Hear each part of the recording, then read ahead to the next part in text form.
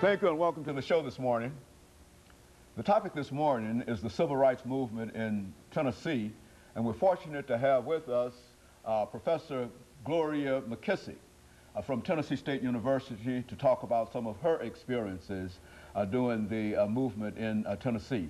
And of course, Professor McKissack, let me welcome you to the show this morning. I'm pleased, delighted to be here this morning. And to tell you how delighted we are to have you here this morning, and especially to talk about the civil rights movement in Nashville, because we do understand that the Nashville movement was very, very important to the overall civil rights movement. But Professor McKissack, before we get started talking about the civil rights movement, let's talk about you. Okay. Let's have you to give us some information about your background, your education, and some of the things that were important that eventually led you to Nashville and eventually to participate in the movement, and after which we'll talk about the civil rights movement in Nashville itself. Okay. I was born and raised in Detroit, Michigan, and went to the public school system there, and upon graduation was interested in coming south. I was from a middle-class family, and back in the day, you sent your children south to school. I had an opportunity to go to Wayne and Michigan State University, but I wanted to go to a historically black college. And that's kind of interesting because in the South at that time and other places, they were moving towards integration. And I had been in integration, living in, you know, predominantly white communities, integrated schools, and I wanted to have the opposite experience. So I came south and attended Tennessee State University. All my education is at Tennessee State.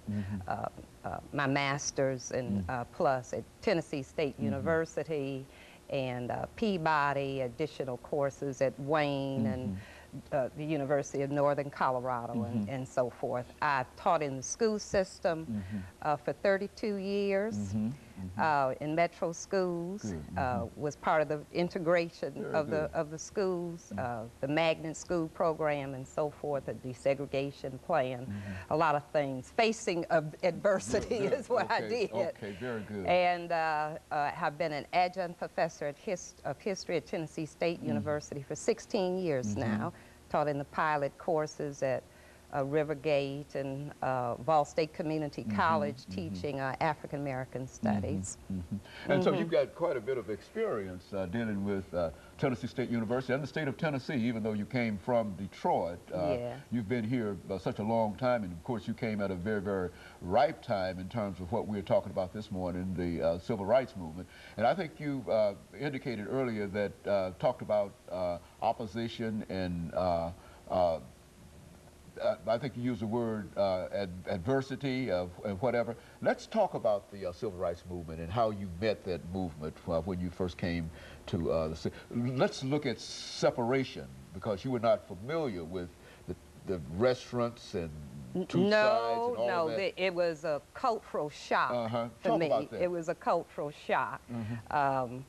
I remember so vividly coming to Nashville, 1961, I'm talking about, and being in the downtown area, the Black Business District, and I never will forget seeing the huge billboard that had the Gold Dust Twins looking down. That was a cultural shock to me, and going into the stores and seeing canned food that was called Negro beans and stuff like this. So that was very different. And the only very, very few things that I can remember in my background that made me aware of the real race problem that existed in this country.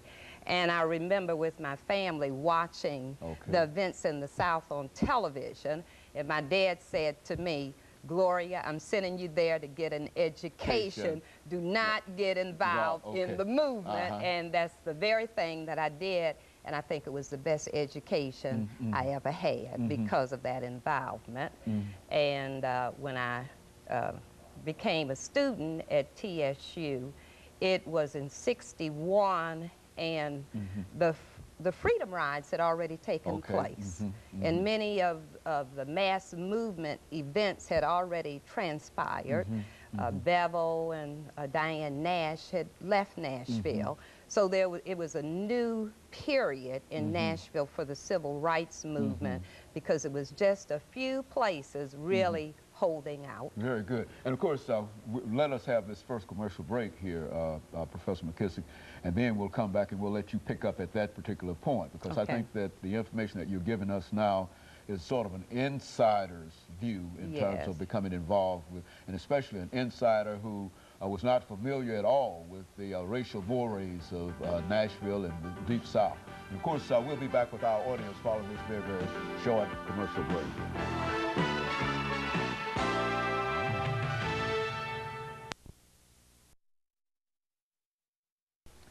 The topic